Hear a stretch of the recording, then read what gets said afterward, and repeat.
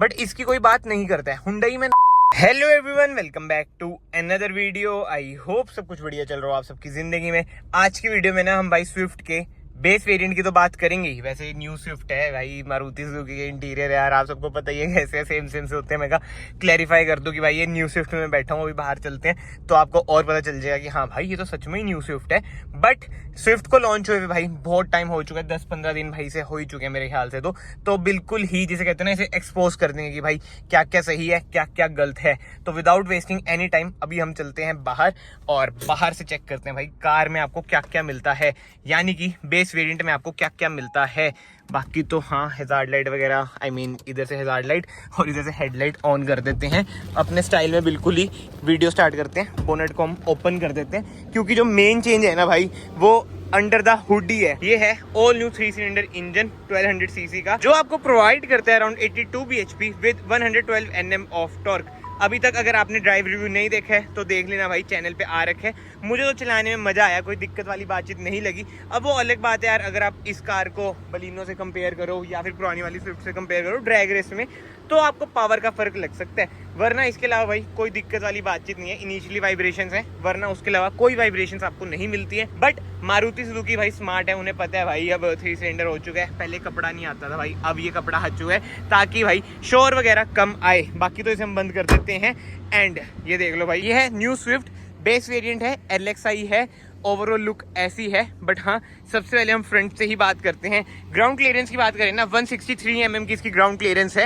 And front look की बात करें भाई, जो सबसे बढ़िया चीज मुझे पर्सनली लगी, लगता ही नहीं है यार फ्रंट से तो कि भाई बेस वेरिएंट है। क्या काम करा है मारुति सुजुकी ने। इधर आपको सुजुकी का लोगो मिल जाएगा, ग्लोस ब्लैक में आपको ग्रिल मिल जाएगी। इधर आपको हेडलाइट यूनिट मिल जाती है, सिंगल प्रोजेक्टर ही है भाई इसमें भी। यही लो बीम यही हाई बीम का काम करेगा, जो कि है हेलोजन आपको इंडिकेटर मिल जाता है, हेलोजन आपको पार्किंग लाइट मिल जाती है। नीचे कोई फॉग लाइट आपको नहीं मिलती है, ना ही कोई स्किड प्लेट मिलती है।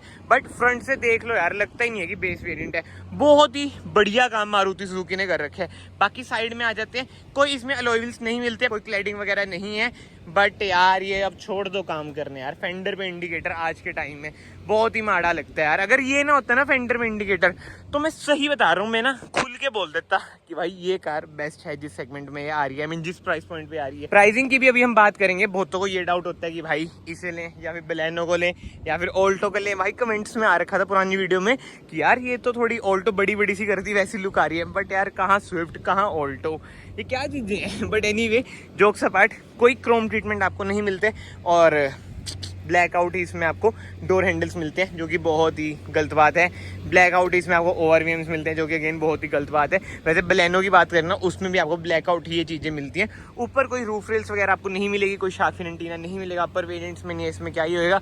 रूफ रेल्स की एक्सपेक्टेशंस हमें वैसे रखनी भी नहीं चाहिए हैचबैक में। बाकी इधर से आप इसमें डालेंगे पेट्रोल, 37 लीटर्स की ना इसकी फ्यूल टैंक कैपेसिटी है। अब रियर लुक की बात करें भाई, रियर से भी बढ़िया लगते हैं। मतलब कि यार एक्सटीरियर लुक की बात करें ना, न्यू स्विफ्ट में कोई दिक्कत वाली बातचीत है ही नहीं। जो दिक्कत वाली बातचीत है ना भाई, LXi और ZXi प्लस में बिल्कुल नहीं है। जो है दिक्कत वाली बातचीत वो है बीच वाले वेरिएंट्स में। मतलब मैंने ना पहले भी आपको बता ही रखा है, अभी हम उन सब चीज़ों की बात करेंगे। बट यस, फिलहाल रियर लुक की बात करें ना, जो सबसे बढ़िया बात है, रियर डिफॉगर एज स्टैंडर्ड है, कोई रियर वाइपर नहीं है। ऊपर आपको हाई माउंट स्टॉपनर मिल जाता है। और स्पॉइलर की बात करें, आफ्टर मार्केट भाई इसमें बहुत ही सेक्सी से स्पॉइलर भी लग जाते हैं। इधर आपको स्विफ्ट की बैजिंग मिल जाएगी, सुजुकी का लोगो मिल जाएगा, 4 रिवर्स पार्किंग सेंसर मिल जाते हैं। बट कोई रिवर्स कैमरा नहीं है। बताओ, टॉप वेरिएंट में खाली रिवर्स कैमरा यार, ZXi में दे दो। बट नहीं भाई, कोई रिवर्स कैमरा नहीं है। LED ट्रीटमेंट आपको इधर मिल जाता है। बाकी सारा ट्रीटमेंट ना आपको हेलोजन ही मिलेगा, जैसे कि इंडिकेटर वगैरह। बाकी तो यस, नीचे आपको रिफ्लेक्टर्स भी मिल जाते हैं। अब बूट स्पेस की बात करें ना, इसमें आपको अराउंड 264 लीटर्स का बूट स्पेस मिल जाता है। कोई पार्शियल ट्रे वगैरह नहीं है। 60-40 स्प्लिट कुछ भी नहीं है। नीचे आपको स्पेयर व्हील मिल जाएगा, वही 14 इंचेस का ही है भाई, क्योंकि ये बेस वेरिएंट है। और इसमें 14 इंच के टायर आते हैं, जैसे मैंने आपको बताया। बाकी तो यस, इधर आपको हुक मिल जाएगा, कोई बूट लाइट वगैरह नहीं है। बाकी तो यस, ज्यादा इधर कुछ दिखाने लायक चीज है नहीं।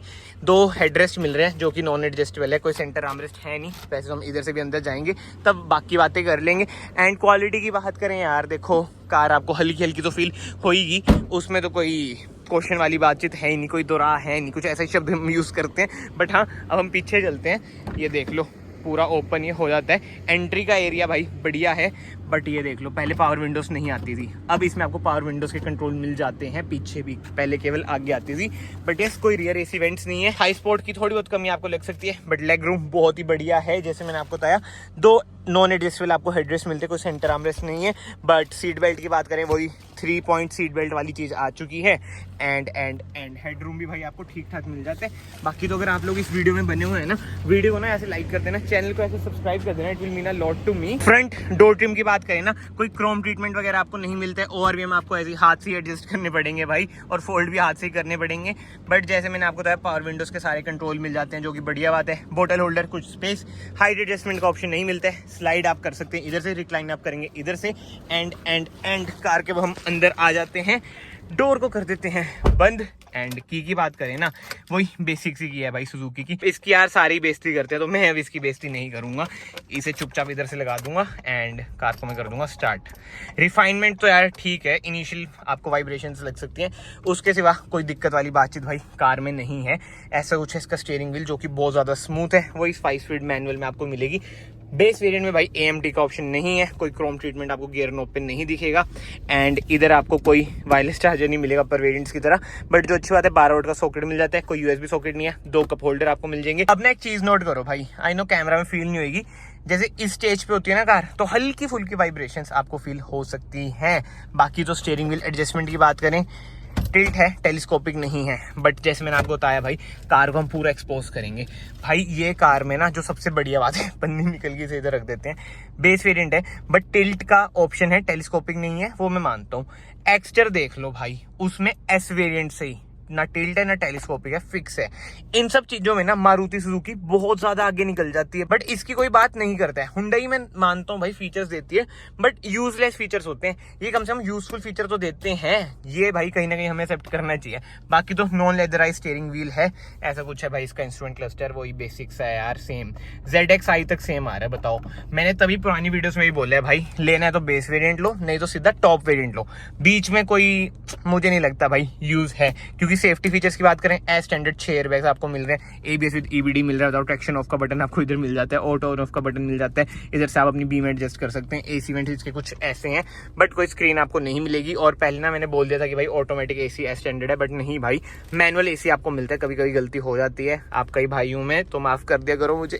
बाकी ग्लव बॉक्स की बात करें, ऐसा कुछ है ग्लव बॉक्स, कोई लाइट कोई कूल ग्लव बॉक्स नहीं है, सारा हार्ड प्लास्टिक है। इधर आपको मैनुअल IRV मिलता है, ऐसे आपको एडजस्ट करना पड़ेगा। कैबिन लाइट भाई हेलोजन है, इधर आपको मिरर वगैरह नहीं मिलता है, इधर टिकट होल्डर भी नहीं मिलता है। सो ओवरऑल कार कुछ ऐसी है। बट अब प्राइसिंग की बात करें, ये आपको एक्स शोरूम पड़ती है भाई 6.49 lakh rupees, on road around 7.5 तक की पड़ जाएगी, वो ये स्टेट टू स्टेट वेरी करेगा। बट बलेनो की बात करें 6.66 लाख रुपीस वो आपको पड़ती है। मतलब यार मोटा मोटा ही, मतलब सबसे मोटा डिफरेंस मान लो 20,000 का डिफरेंस है, ठीक है, वैसे कम ही है बट स्टिल मोटा मोटा जिसे कह रहे हैं 20,000 का मान लो। तो कमेंट सेक्शन में आप बताना आप किस पे जाओगे, बलेनो में जिसमें आपको 4 सिलेंडर इंजन मिल रहा है, या फिर स्विफ्ट पे जिसमें आपको भाई थोड़ी एस्थेटिक लुक मिल रही है, मतलब स्पोर्टी सी लुक मिल रही है, बट बलेनो में ज्यादा स्पेस है। तो देख लो भाई, अगर आपकी फैमिली बड़ी है, मतलब कि हट्टे कट्टे लोग हैं मेरी तरह, मतलब कि मैं भी मोटा हो ही जा रहा हूँ, तो आप बलेनो पे जा सकते हो। अगर आप पतले से हो तो स्विफ्ट भी ठीक है, बट 3 सिलेंडर आपको माइंड में रखना पड़ेगा भाई। अभी बलेनो ले लो, फायदे में रहोगे, डिस्काउंट भी उसमें आपको मिल जाएंगे, इससे सस्ती आपको पड़ जाएगी। बट हाँ, एक चीज मैं जरूर ऐड करना चाहूंगा भाई, अभी यूट्यूब पे स्विफ्ट की लहर आ चुकी है, कंटेंट क्रिएटर सारे स्विफ्ट ले रहे हैं। तो अगर आपको पसंद आ रही है, मतलब कि मैं ये कह रहा हूँ कि इन्फ्लुएंस उस वे मत हो जाना, क्योंकि यार अगर आप कंटेंट क्रिएटर नहीं हो, देखो उनका कंटेंट निकल रहा है, तो मैं यही कहूंगा अगर आप कंटेंट क्रिएटर नहीं हो तो बिल्कुल इन्फ्लुएंस मत हो जाना, सारी चीजें देख के ही कार लेना। देखो पर्सनली मुझे कोई दिक्कत कार में नहीं लगती है, बट एक चीज जो मैंने पहले बोली अभी भी बोलूंगा कि लेना है तो बेस वेरिएंट लो, नहीं तो भाई टॉप वेरिएंट ले लो। बीच वाले वेरिएंट से यार मेरी समझ के बाहर है, मतलब कि यार नेक्सा वाले ठीक है, अरीना वालों ने तो बिल्कुल ही चक्की हुई है भाई। ZXi जो सेकंड टॉप वेरिएंट है, उसमें भी आपको सेम इंस्ट्रूमेंट क्लस्टर मिल रहा है। ऐसी चीजें नहीं होती यार, ये तो बिल्कुल ही गलत चीज है। बाकी तो यार वही बातें आ जाती हैं, कमेंट सेक्शन ओपन है, आपको जैसा लग रहा है, जो आप फील करते हो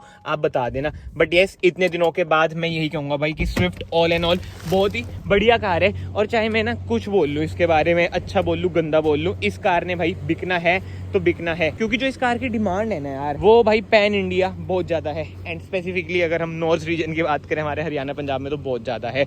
और कहीं ना कहीं यार लुक्स वगैरह इसकी एस्थेटिक तो है ही है। बट यस, इसी के साथ साथ भाई अगर आपको और सस्ती कार चाहिए, 4 सिलेंडर इंजन चाहिए, वही 87 bhp 113 Nm ऑफ टॉर्क चाहिए, तो आप इग्निस के बेस वेरिएंट पे भी जा सकते हैं। इग्निस भाई बहुत ही ज्यादा अंडररेटेड कार है। बाकी तो जैसे मैंने आपको बताया, कमेंट सेक्शन ओपन है, आप अपने ओपिनियन जरूर देना। एंड अगर आपको वीडियो पसंद आई, वीडियो ऐसे लाइक कर देना, चैनल को ऐसे सब्सक्राइब कर देना। मैं आप सबको मिलता हूँ नेक्स्ट वीडियो में। Till then bye, take care.